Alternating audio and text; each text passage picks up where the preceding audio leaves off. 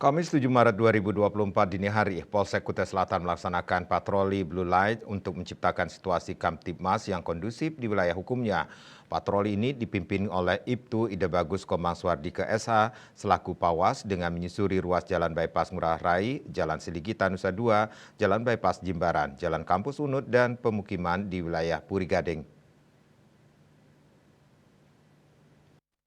Kegiatan patroli ini bertujuan untuk mencegah terjadinya aksi kriminalitas seperti 3C, curanmor, premanisme, dan kebut-kebutan di jalan raya. Saat patroli melintas di perumahan Puri Gading, tim patroli mendapat informasi tentang adanya orang mabuk yang membuat keributan di Jalan Bukit Bintang Puri Gading. Tim patroli kemudian bergerak menuju lokasi dan mengamankan orang tersebut untuk dibawa ke Mako Polsek Kutai Selatan. Kegiatan patroli Blue Light ini dipantau langsung oleh Kapolsek Kutai Selatan, Kompol Tri Joko Widianto AMD SH. Hal ini menunjukkan komitmen Polsek Kutai Selatan dalam menjaga keamanan dan kenyamanan masyarakat di wilayahnya.